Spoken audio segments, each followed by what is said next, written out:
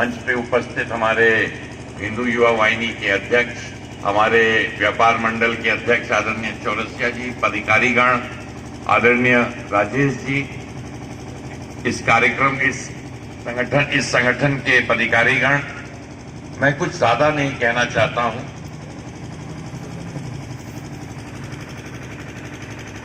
सिर्फ एक चीज कहना चाहता हूं, गढ़ आरपीएन सिंह का नहीं है, भारतीय जनता पार्टी का गढ़ है, उसमें सहयोग करने के आया हूं।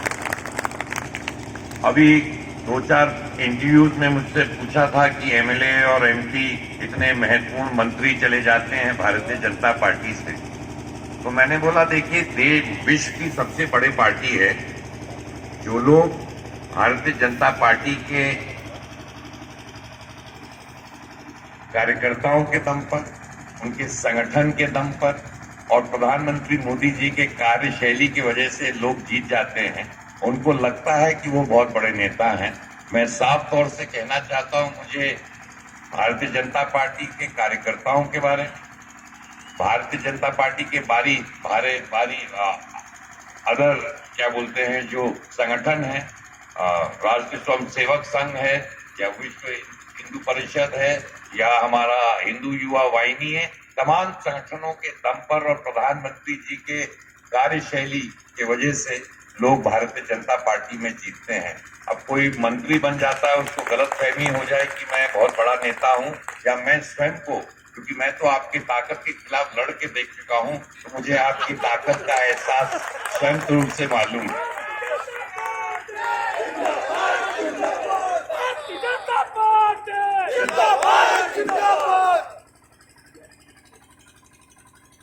नवीन चौरसिया जी ने इलेक्शन के बारे में कहा। मेरा इलेक्शन के बारे में हमेशा एक ही कहना रहता है कि कर्म अपना करना चाहिए, भाग्य भगवान लिखेंगे। तो अगर हम अपना कर्म करेंगे, भगवान भी हमारा भाग्य ठीक रखेंगे। तो हम सबको, मैं सुनता हूं कि इलेक्शन में बहुत ज्यादा वोटों से जीत रहे हैं, बहुत ज्यादा वोटों से जीतेंगे। कभी भी इस गलतफहमी में नहीं रहना चाहिए। कि आजकल जनता भी बहुत होशियार है, जो आता है उसी को कहते हैं हम आपको वोट दे रहे हैं। इसलिए प्रयास करना चाहिए।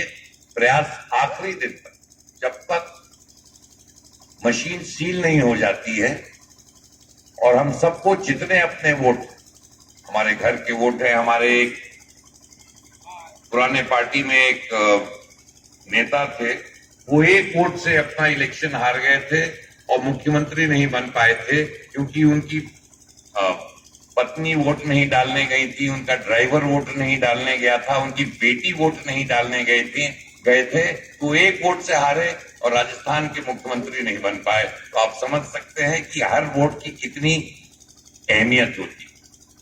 मैं साफ तौर से कहना चाहता हूं, जहां तक व्यापार मंडल का बात है, तो मुझे पूर्ण विश्वास है कि आप लोग और हम सब मिलकर, मैं भी आपके जैसे कार्यकर्ता हूं, ये है कि मैं प्रयास कर रहा हूं कि बाकी, और जैसे कि आशुतोष जी ने कहा, जहां जहां तक हमारा संपर्क है उन सब जगह जाकर वोट भारतीय जनता पार्टी को सब सीटों पे, वो सिर्फ जनपद कुशीनगर ही नहीं हो, गोरखपुर मंडल में हो, देवरिया मंडल में हो, महाराजगंज जिले में हो, हम सबको मैं स्वयं जाके प्रयास कर रहा हूं कि कम से कम जहां जहां हम कुछ भी वोट बढ़ा सकते हैं, उसमें भारतीय जनता पार्टी के प्रत्याशियों को मदद करने का प्रयास करें। जहां तक तमाम हमारे यहाँ व्यापारी भाई भी बैठे हैं, उनसे साफ तौर से कहना चाहता हूं कि 32 साल से आपके बीच में राजनीति में रहा हूं। कभी भी अगर मैंने किसी भी व्यापारी को अगर अपने जिंदगी में परेशान किया हो तो मैं राजनीति छोड़ने के लिए तैयार हूं, और मैंने कभी भी उस टाइप की राजनीति नहीं की। और आप लोगों के सुझाव के साथ जो आपने कभी भी संदेश या आदेश दिए हैं, उनको पालन करना हो, वो रैक पॉइंट हो, बड़ी लाइन की बात हो, जो चीजें हैं, जो व्यापार को इंफ्रास्ट्रक्चर डेवलपमेंट की बात जनपद कुशीनगर की रही है, उसमें मैंने हमेशा हाथ बटाया है। और मैं आपको बताना चाहता हूं कि जब तक बड़ी परियोजनाएं जनपद कुशीनगर में नहीं आएंगी, और बड़ी परियोजना, अब मेडिकल कॉलेज कोई सोच नहीं सकता था, अंतर्राष्ट्रीय हवाई अड्डा हमारे बीच में चल रहा है, तमाम और चीजें इस जनपद में लाने का प्रयास आप और हम सब मिलकर लाने हैं। हमें पूर्ण विश्वास है, जिस तरह जो हम सपने में देखा करते थे, मोदी जी और योगी जी ने मिलकर उत्तर प्रदेश को तो बदला ही है, पूर्वांचल में बदलने का काम किया है। हम लोग समझते थे कि एक्सप्रेसवे सिर्फ कर्नाटक में बनते हैं, महाराष्ट्र में बनते हैं, गुजरात में बनते हैं। अब तो पूर्वांचल तक में आजमगढ़ तक एक्सप्रेसवे और बाकी एक्सप्रेसवेज का भी काम चालू है। तो एक परिवर्तित पूर्वांचल को करने की हम सबको मिलकर जरूरत। जहां तक नौजवानों की बात है, रुख तो आप ही बदलते हैं। अब लिंकन बैठल बाने बोले कि बाल काला कर लिया, जब बुढ़ा गए बानी तो काला कैसे करी महाराज।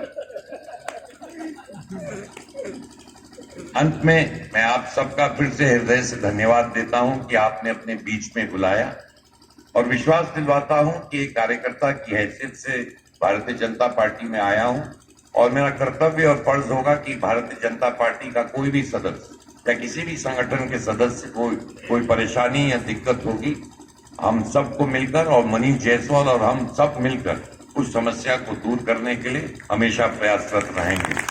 नेताओं के साथ मैं कम रहता हूं, कार्यकर्ताओं के साथ ज्यादा रहता हूं, तो मुझे पूर्ण विश्वास है कि जब अगर मनीष जायसवाल जी भारी वोटों से जीतेंगे, मुझे पूर्ण विश्वास है कि मैं भी आप ही के बीच रहूंगा। इतना विश्वास दिलवाता हूं।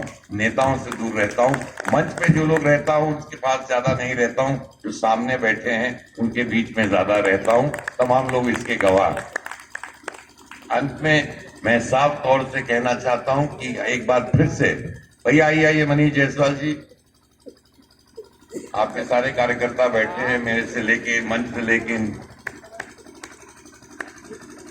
मनीष जायसवाल। अरे बैठा हो बाबू।